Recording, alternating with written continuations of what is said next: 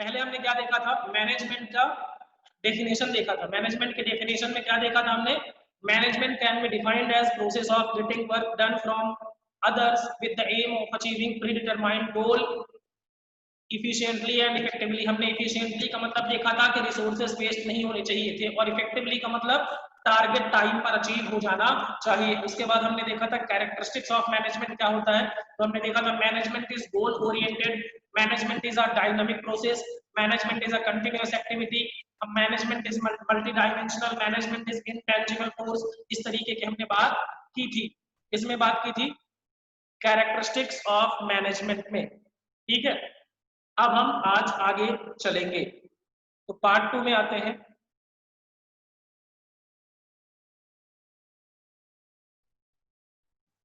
अब बात करते हैं इंपॉर्टेंस ऑफ मैनेजमेंट का। इंपॉर्टेंस ऑफ मैनेजमेंट मतलब व्हाई मैनेजमेंट इज इंपॉर्टेंट, क्यों जरूरी है भैया management, why management is important. अगर मैनेजमेंट नहीं है तो क्या हो जाएगा, मैनेजमेंट मैनेजमेंट करते जा रहे हो, अगर तुम ये बताओ कि अगर मैनेजमेंट नहीं है तो क्या हो जाएगा, और मैनेजमेंट के होने से क्या हो जाता है, मैनेजमेंट के होने से क्या हो जाता है तो पता चलेगा कि ना होने पे क्या होगा। तो management helps in achieving group goals. Management क्या करता है, ग्रुप गोल्स को अचीव करने में मदद करता है। कैसे भैया, हर आदमी अपने अपने लिए सोचता है, मैनेजमेंट क्या करता है, मैनेजमेंट क्या करता है कि मिल के काम करोगे तो सारे लोग अपना टारगेट अचीव करोगे।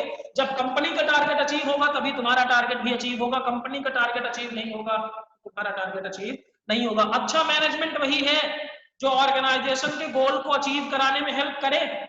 अगर मैनेजमेंट अच्छा नहीं है तो आपका गोल अचीव नहीं हो पाएगा। टाटा सक्सेसफुल है क्यों, क्योंकि क्यों क्यों because of good management, best management. और किंगफिशर एयरलाइंस बर्बाद हुआ बिकॉज ऑफ घटिया मैनेजमेंट। दूसरा पॉइंट क्या है, management increases efficiency. Increases efficiency का मतलब क्या है, देखो मैनेजमेंट क्या करता है, आपके लिए रिसोर्स अरेंज करता है और बताता है आपको क्या काम करना है। जब आपको बता दिया क्या काम करना है तो आपने परेशानियां नहीं होती। इससे क्या होता है, नए नए आइडियाज सोचता है कौन, मैनेजमेंट। इससे क्या होता है, प्रोडक्टिविटी बढ़ती है और कॉस्ट कम हो जाती है। फिर management creates a dynamic organisation. Dynamic organisation मतलब देखो लोग क्या होते हैं, लोग अपने आप को बदलना नहीं चाहते। We all are resistant to change. हम सभी लोग क्या हैं, चेंज का विरोध करते हैं। जब कोई भी परिवर्तन होता है तो हम कहते हैं कि देखो भैया हम चेंज नहीं, दुनिया बदल जाए हम ना बदलेंगे। ऐसी बात है, सुनो जब 1990s में कंप्यूटर आ रहा था तो बैंक वाले कह रहे थे कि हम कंप्यूटर यूज ही नहीं करेंगे। पूछा गया कि भैया क्यों यूज नहीं करोगे तुम कंप्यूटर, उन्होंने बोला साहब कंप्यूटर यूज करेंगे तो लोग बेरोजगार हो जाएंगे। हम इतना अच्छा लिखते हैं, बताइए हिसाब किताब करते हैं, हमें कंप्यूटर की क्या जरूरत। लेकिन आज क्या आप एक्सपेक्ट कर सकते हैं कि किसी बैंक का काम बिना कंप्यूटर के चल सके। अरे गांव की छोटी सी भी ब्रांच है बहुत दूर के इलाके में, वहां पर भी कंप्यूटर की मदद से ही काम होता है। तो मैनेजमेंट क्या करता है, ऑर्गेनाइजेशन को तैयार करता है कि वो चेंज को एडॉप्ट कर ले। क्यों, क्योंकि अगर समय के हिसाब से तुम नहीं बदले तो समय तुम्हें जरूर बदल देगा। ठीक है, मतलब जैसा मौसम उसी तरह से आपके मैनेजमेंट को क्या करता है, मैनेजमेंट आपके बिजनेस ऑर्गेनाइजेशन को बदलने के लिए रेडी करता है, तैयार करता है। क्योंकि लोग तो बदलना नहीं चाहते, आपको बदलना पड़ेगा। कई बार लालच देकर, कई बार डर दिखाकर आपको उनको चेंज करना पड़ेगा। कई बार बोला जाता है, बैंकों में बोला गया था कि अगर कंप्यूटर नहीं सीखा जिसने उसको नौकरी से निकाल दिया जाएगा। ये था कंप्यूटर का कमाल। और जिन्होंने सीख लिया तो लोग मजबूर हुए, कुछ बदलने के लिए तैयार हो गए। आगे चलते हैं। Management helps in achieving personal objectives. एक बात बताओ, मैं ऑर्गेनाइजेशन में आया हूं तो मैं इस ऑर्गेनाइजेशन में इसलिए आया हूं क्योंकि मैं ज्यादा से ज्यादा पैसे कमाना चाहता हूं, ज्यादा से ज्यादा नाम कमाना चाहता हूं। मैनेजमेंट कहेगा कि भैया देखो ऑर्गेनाइजेशन का ऑब्जेक्टिव अचीव होगा ना, तुम्हारी सैलरी बढ़ेगी। मान लीजिए उन्होंने बोला था कि 10% अगर हमें प्रोडक्शन बढ़ा, 10% प्रोडक्शन बढ़ा तो 10% बोनस मिलेगा सबको। तो अगर प्रोडक्शन बढ़ गया तो 10% बोनस मिला, तो इससे मेरा पर्सनल ऑब्जेक्टिव अचीव होगा, इंडिविजुअल मेंबर का ऑब्जेक्टिव अचीव होगा। और management creates a dynamic organisation. Dynamic organisation मतलब कि मैनेजमेंट क्या करता है, आपकी मदद करता है कि आप ऐसे ऑर्गेनाइजेशन को बना सकें जो टाइम के हिसाब से चेंज हो जाए। टाइम के हिसाब से चेंज हो जाए का मतलब क्या है भैया, देखो मैनेजमेंट का एक ऑब्जेक्टिव होता है कि अपने ऑर्गेनाइजेशन का सबसे अच्छा हम कैसे कर पाएंगे, अपने ऑर्गेनाइजेशन के लिए हम बेस्ट कैसे कर पाएंगे। तो मैनेजमेंट क्या करता है, with organisational development management aims to develop the society as its social obligation of the business. ये क्या है भैया, social obligation of the business क्या है, मैनेजमेंट क्या करता है, कोशिश करता है कि मैनेजमेंट अपने सोशल ऑब्लिगेशन को पूरा कर सके। देखो एक बात बताओ, बिजनेस अगर बढ़ेगा, किसी भी कंट्री में अगर बिजनेस बढ़ेगा तो लोगों का लिविंग स्टैंडर्ड बढ़िया होगा, लोगों को अच्छे क्वालिटी का प्रोडक्ट मिलेगा, लोगों को नौकरियां मिलेंगी। तो जब लोगों को ये सब मिलेगा तो वहां पर सोसाइटी का डेवलपमेंट होगा। तो यहां पर क्या हो सकता है, management helps in society, development of society. तो management helps in development of society. एक मिनट, यहाँ पर ये आएगा, ये गलती से लिख दिया है मैंने, management creates a dynamic organisation, ये लास्ट पॉइंट था। यहाँ पर होगा management helps in development of society. तो मैनेजमेंट क्या करता है, आपकी मदद करता है सोसाइटी के डेवलपमेंट के लिए। क्योंकि देखो अगर बिजनेस बढ़ेगा तो लोगों को नौकरी मिलेगी, अच्छी क्वालिटी का प्रोडक्ट मिलेगा, बेसिक एमिनिटीज बढ़ेंगी, लोगों को देखो अगर बिजनेस ग्रो करेगा तो गुड क्वालिटी का प्रोडक्ट मिलेगा, लोगों को एम्प्लॉयमेंट मिलेगा, ठीक है ना। इन सारी चीजों से क्या होगी, लोगों की एम्प्लॉयमेंट मिलेगा तो उनकी इनकम बढ़ेगी, जब इनकम बढ़ेगी तो सोसाइटी का डेवलपमेंट खुद ब खुद होने लगेगा। तो ये है, मैंने यहाँ पर आप लिखेंगे management helps in development of society. मैं एक बार फिर से यहाँ पर लिख देता हूँ, management help in development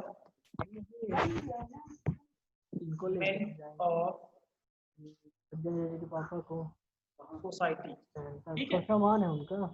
I hope आपको ये पॉइंट समझ में आए होंगे। नहीं समझ आए जल्दी से पूछिए, और समझ में आ गया तो जल्दी से बताइए कि समझ आ गया। प्लीज रिप्लाई फास्ट, बस चल रही है, जल्दी से करिए, फिर आगे बढ़ते हैं। ओके, नहीं की वजह से इतना टाइम लग गया, नहीं तो 7 बजे यहाँ से निकल जाते हैं, 7:30 रीवा पहुंच जाते हैं।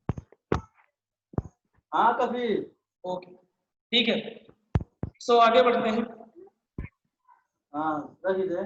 अब नेचर ऑफ मैनेजमेंट की अगर हम बात करें, नेचर ऑफ मैनेजमेंट, ठीक है। तो नेचर ऑफ मैनेजमेंट में 3 तरीके की बातें हमें पढ़ना है, management as a science, management as an art and management as a profession. 3 चीजें पढ़नी है, साइंस, आर्ट एंड प्रोफेशन। आप कहते हैं कि मैनेजमेंट, सवाल ये है कि क्या मैनेजमेंट एक साइंस है। साइंस आपने पढ़ा है, सारे लोग 10th तक तो पढ़ते ही। फिर क्या मैनेजमेंट एक आर्ट है और क्या मैनेजमेंट एक प्रोफेशन है, तो इसके बारे में हम डिस्कस करने जा रहे हैं। तो सबसे पहले हम देखेंगे कि मैनेजमेंट एज अ साइंस। तो सबसे पहले समझना ये जरूरी है भैया कि what is science actually. Science किसे कहते हैं, तो science is a systematized body of knowledge, body of knowledge, systematized body knowledge, body of knowledge acquired through observation and experimentation that explain the certain general truth or operation of general law। ये क्या बात है भैया, देखो science वो है ना जो एक्सपेरिमेंट से डेवलप किया जाता है। जैसे 2 हाइड्रोजन प्लस ऑक्सीजन मिलाया गया तो क्या बन गया, H2O, यानी क्या बन गया, पानी। इसी तरीके से साइंटिस्ट क्या करते हैं, एक्सपेरिमेंट करते रहते हैं और एक्सपेरिमेंट करने के बाद वो एक कंक्लूजन देते हैं कि ऐसा हुआ, इसकी वजह ये है। जैसे अब न्यूटन ने देखा कि एप्पल जो है वो नीचे की तरफ गिर रहा है, एप्पल जो है वो क्या हो रहा है, नीचे की तरफ गिर रहा है। तो मतलब उसने देखा कि बार बार ऐसा हो रहा है, तो उसने एक लॉ बना दिया। उसने बोला कि लॉ ऑफ ग्रेविटी है ये, लॉ ऑफ ग्रेविटी मतलब धरती जो है वो खींच लेती है अपनी तरफ। तो जनरल ट्रूथ है और हर बार ऐसा ही होगा। अब बात करते हैं मतलब कुल मिला के सिस्टमैटिक बॉडी ऑफ नॉलेज जो एक्सपेरिमेंट के थ्रू बनाया गया है और जो जनरल ट्रूथ है मतलब हर सिचुएशन में वैसा ही होगा, उसको कहते हैं साइंस। अब feature of science, systematic body of knowledge. Systematic body of knowledge का मतलब क्या है कि एक रूल होगा। अब देखो मैनेजमेंट का भी रूल होता है, क्यों? प्रिंसिपल्स ऑफ मैनेजमेंट अगला चैप्टर है, वहां बोला जाता है कि आपको किसी भी एम्प्लॉय के साथ भेदभाव नहीं करना चाहिए।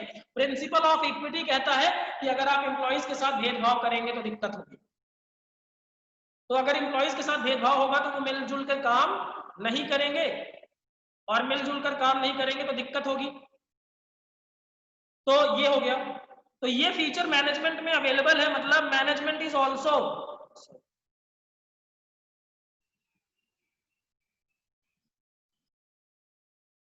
Management is also systematic body of knowledge. तो ये फीचर अवेलेबल है। Principles are based on observation and experimentation. देखो साइंस ऑब्जर्वेशन और एक्सपेरिमेंट से बनता है, मैनेजमेंट भी का प्रिंसिपल भी ऑब्जर्वेशन एंड एक्सपेरिमेंट से बनता है, लेकिन दोनों में अंतर है। साइंस का प्रिंसिपल हर जगह पर एप्लीकेबल होंगे। साइंस का प्रिंसिपल अगर हम देखें ऊपर से कोई गिर रहा है तो हम 100% बता रहे हैं कि वो नीचे ही गिरेगा, लेकिन मैनेजमेंट के केस में ऐसा नहीं है। मैनेजमेंट देखो, management basically it is task to manage the humans. तो लोगों का बिहेवियर हर बार बदल जाता है। कई बार हम एक आदमी को हम 10,000 दे रहे हैं, बहुत खुश हो गया, और दूसरे आदमी को 10,000 दे रहे हैं, बहुत दुखी हो गया। मान लीजिए दो एम्प्लॉय है, एक एम्प्लॉय है लालची है, उसको पैसे की जरूरत है, और दूसरा एम्प्लॉय है जिसको इज्जत की जरूरत है, सम्मान की जरूरत है। तो भाई पैसे वाले को पैसे देंगे तो वो खुश होगा, लेकिन जिसको रिस्पेक्ट चाहिए उसको पैसे देंगे तो वो खुश नहीं होगा। तो देखो ये फीचर मैनेजमेंट में अवेलेबल तो है, लेकिन 100% अवेलेबल नहीं होता। तो लिखा है दिस फीचर इज नॉट 100%, 100% यानी 100% applicable in the management as human behavior cannot be accurately predicted। human behavior को accurately predict नहीं किया जा सकता। उसके बाद है यूनिवर्सल वैलिडिटी। यूनिवर्सल वैलिडिटी मतलब साइंस तो हर जगह वैसा ही लगेगा, लेकिन मैनेजमेंट के प्रिंसिपल सिचुएशन के हिसाब से बदले जा सकते हैं। तो this feature is also not applicable in management, 100% नहीं है। एज प्रिंसिपल ऑफ मैनेजमेंट क्या करना पड़ता है, modified according to the situation. जैसी परिस्थिति होती है उसके हिसाब से हमें क्या करना पड़ता है, बदलना पड़ता है। तो अगर मैं आपसे सवाल पूछूं कि क्या मैनेजमेंट साइंस है? हाँ, management is a social science. Management is in exact science. क्या कहते हैं इसको? In exact science.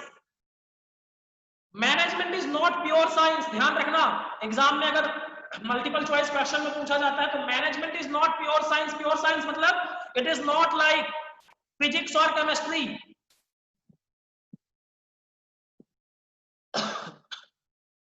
न्यूटन ने बोला एप्पल गिरेगा तो नीचे ही आएगा, हर बार ऐसा ही होगा, लेकिन मैनेजमेंट का प्रिंसिपल लगाओ हर बार सक्सेसफुल हो जाओगे, ये जरूरी नहीं है।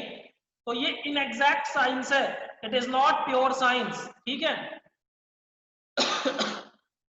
आगे चलते हैं। कोई डाउट हो तो पूछ लीजिए, प्लीज जल्दी से पूछिए।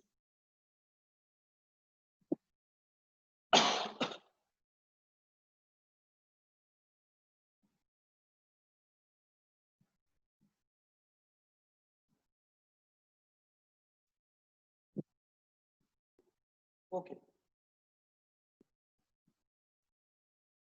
आगे चलते हैं।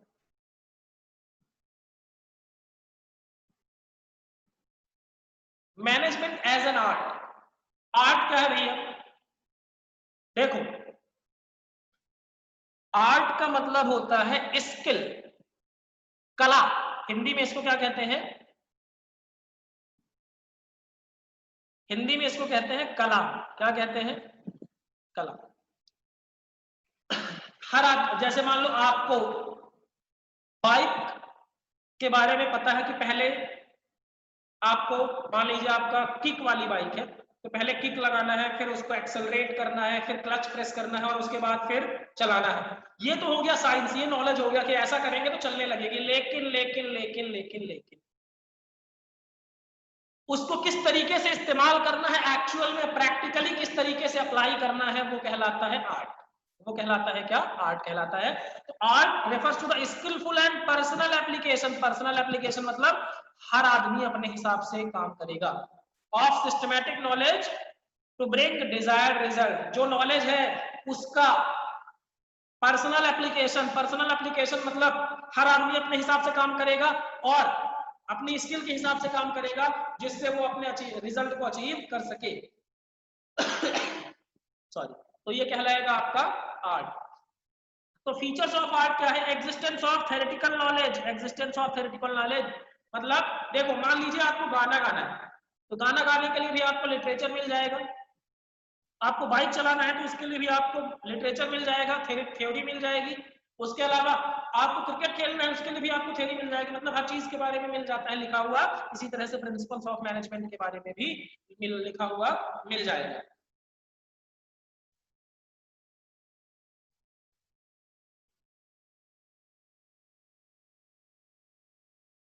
ठीक है। उसके बाद पर्सनलाइज्ड एप्लीकेशन। पर्सनलाइज्ड एप्लीकेशन का मतलब ये है कि हर आदमी, sorry,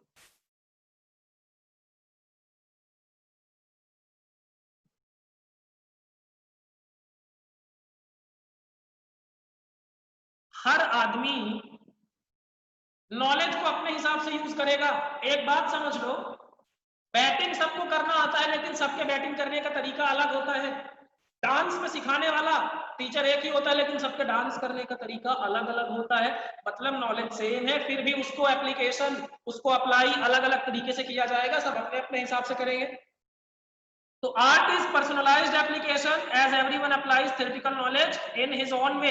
This feature is also present in the management. Management भी सब अपने अपने हिसाब से करते हैं। नॉलेज पता है लेकिन उसको अप्लाई सब अपने अपने हिसाब से करते हैं। एंड तीसरा, based on practice and creativity. एक बात बताओ, एम एस धोनी को आप सारे लोग जानते होंगे।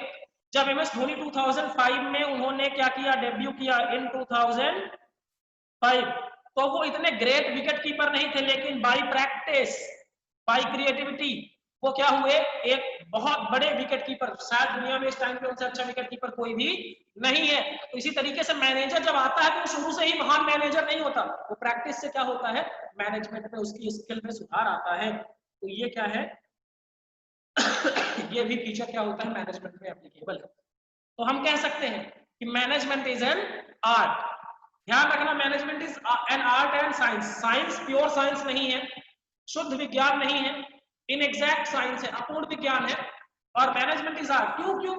मैनेजमेंट की डेफिनेशन अगर आपको याद हो तो हमने पढ़ा था कि management is process of getting work done from others. तो प्रोसेस का मतलब management is art of getting work done from others. कला है कि दूसरों से काम हम कैसे कराएंगे। आई होप आपको इसमें कोई डाउट नहीं होगा। डाउट है तो पूछिए।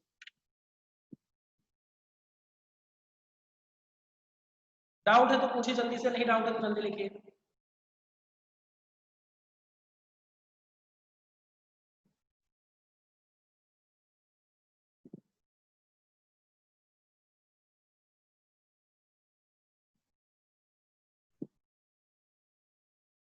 ओके, अब आते हैं नेक्स्ट।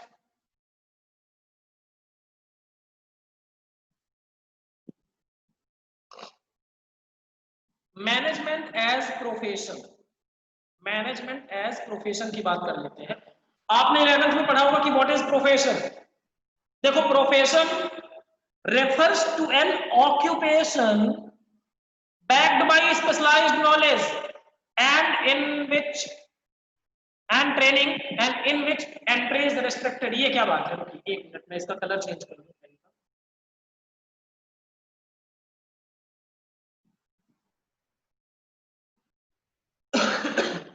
देखो, ऑक्यूपेशन तो रिक्शा वाला भी करता है, रिक्शा वाला रिक्शा चलाता है तो ऑक्यूपेशन करता है, लेकिन क्या वो ट्रेनिंग लेके आता है? या किसी ऐसे जगह से पढ़ के आता है जहां एंट्री ही ना हो कि बोले आपको ये कोर्स करना पड़ेगा, ये एग्जाम देना पड़ेगा तो ही आप रिक्शे वाले बन पाएंगे? ऐसा नहीं होता। तो प्रोफेशन की एक खास बात है कि ऑक्यूपेशन तो सारे लोग करते हैं, लेकिन ऑक्यूपेशन में स्पेशल नॉलेज होना चाहिए। स्पेशल नॉलेज मतलब एक्सपर्ट होना चाहिए एंड ट्रेनिंग होनी चाहिए, और उसमें एंट्री भी क्या हो, रिस्ट्रिक्टेड हो। मतलब सारे लोग वो काम नहीं कर सकते। जैसे डॉक्टर के लिए क्या करना पड़ेगा, एमबीबीएस करना पड़ेगा, सारे लोगों को एडमिशन नहीं मिलता। सीए के लिए चार्टर्ड अकाउंटेंसी कोर्स करना पड़ेगा, सारे लोग पास नहीं हो पाते। इसी तरीके से लॉ के लिए आपके पास एलएलबी की डिग्री होनी चाहिए, फिर ट्रेनिंग होनी चाहिए। तो ये चीजें क्या है, प्रोफेशन कहलाती हैं। पहला, अब देखो फीचर्स ऑफ आर्ट नहीं आएगा यहाँ पर आएगा आपका फीचर्स ऑफ प्रोफेशन। क्या आएगा? फीचर्स ऑफ प्रोफेशन, ठीक है। पहला क्या है, well defined body of knowledge. Well defined body of knowledge का मतलब सारे प्रोफेशंस में एक स्पेसिफिक नॉलेज होता है जिसको डिफाइन किया जाता है। जैसे डॉक्टर पेशेंट के ट्रीटमेंट के बारे में, सीए बिजनेस लॉ से रिलेटेड चीजें, लॉयर लॉ से रिलेटेड चीजें, ये सारी चीजें आती है। इसी तरीके से मैनेजमेंट में भी क्या होता है, इंस्ट्रक्शन दिए जाते हैं, बॉडी ऑफ नॉलेज एप्लीकेबल होता है। दूसरा क्या है, रेस्ट्रिक्टेड एंट्री। रेस्ट्रिक्टेड एंट्री का मतलब ये होता है कि आपको आसानी से एडमिशन नहीं मिलेगा, आपको एग्जाम पास करना पड़ेगा तब जाके, या फिर आपके पास स्पेसिफिक डिग्री होनी चाहिए। लेकिन मैनेजमेंट में ऐसा नहीं है। मैनेजर बनने के लिए कोई स्पेसिफिक क्वालिफिकेशन की जरूरत नहीं है। आप मैनेजर अनपढ़ आदमी भी बन सकता है। जैसे आपने सुना होगा ओयो होटल्स जो है, इसके जो मैनेजर है, मतलब इसके जो फाउंडर है, वो मिलेनियर है, लेकिन वो कॉलेज ड्रॉप आउट है, तो उन्होंने पढ़ाई नहीं की, फिर भी वो अच्छे मैनेजर हैं। उसके बाद प्रोफेशनल एसोसिएशन। प्रोफेशनल एसोसिएशन मतलब जैसे आपको अगर लॉयर बनना है तो बार काउंसिल ऑफ इंडिया, इसकी बार काउंसिल ऑफ इंडिया में आपका रजिस्ट्रेशन होना चाहिए। डॉक्टर बनना है तो उनका एक अलग इंस्टीट्यूट होता है। सीए बनना है तो उनका अलग इंस्टीट्यूट होता है, जहां पर आपको क्या करना पड़ता है, एफिलिएशन लेना पड़ता है। लेकिन मैनेजमेंट के लिए ऐसा कोई इंस्टीट्यूट नहीं है, तो मैनेजमेंट में ये फीचर नहीं है। इंडियन इंस्टीट्यूट ऑफ मैनेजमेंट है, लेकिन वो जरूरी नहीं है कि आपको मैनेजर बनना है तो आपको उसके लिए कोई जरूरत नहीं है। उसके बाद ethical code of conduct. Her profession के कुछ नियम कायदे कानून होते हैं, कोड ऑफ कंडक्ट होते हैं, तो वो उनको फॉलो करना पड़ते हैं। जैसे मैं चार्टर्ड अकाउंटेंट हूं तो मुझे कोड ऑफ कंडक्ट फॉलो करना पड़ेगा, जो CA institute, the institute of chartered accountant का कोड ऑफ कंडक्ट है, उसे मुझे फॉलो करना पड़ेगा। जैसे कोई भी सीए अपना एडवर्टीजमेंट नहीं कर सकता अपने काम का, तो ये मुझे फॉलो करना पड़ता है। फिर क्या है, तो ये मैनेजमेंट में ऐसा नहीं है, मैनेजमेंट में कोई कोड ऑफ कंडक्ट नहीं होता। फिर क्या है, सर्विस मोटिव। प्रोफेशन में एक उद्देश्य होता है, सेवा भावना। सेवा भावना मतलब डॉक्टर की कोशिश होगी कि पेशेंट ठीक हो जाए, लॉयर की कोशिश होगी कि उसके क्लाइंट को जस्टिस मिले, सीए की कोशिश होगी कि उसके क्लाइंट का बिजनेस आसान हो जाए, मतलब वो कमिटेड सर्विस देते हैं। लेकिन मैनेजमेंट में ये चीजें अवेलेबल नहीं होती। मैनेजमेंट का एक ऑब्जेक्टिव होता है to achieve organisational goals. Organisation के गोल्स को किस तरीके से अचीव किया जाए, तो ये सारी चीजें हैं। तो हम देखो, ये चीज तो मैनेजमेंट में अवेलेबल है, well defined body of knowledge, लेकिन ये चार चीजें मैनेजमेंट में अवेलेबल नहीं है। तो हम कह सकते हैं कि management is not established as a profession, but it is developing as a profession. Management एक प्रोफेशन के तौर पर डेवलप हो रहा है। मैनेजमेंट अभी फुल प्रोफेशन नहीं बना है, लेकिन मैनेजमेंट डेवलप हो रहा है एज अ प्रोफेशन। कोई डाउट हो तो पूछिए जल्दी से।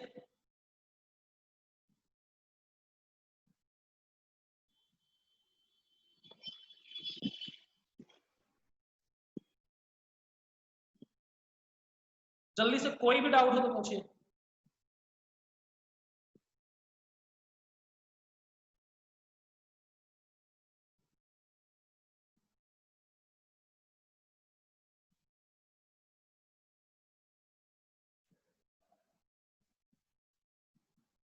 So ठीक है, this is all about importance of management and nature of management, management as a science, management as an art and management as a profession. Thank you very much. इससे आगे की क्लास कल करेंगे।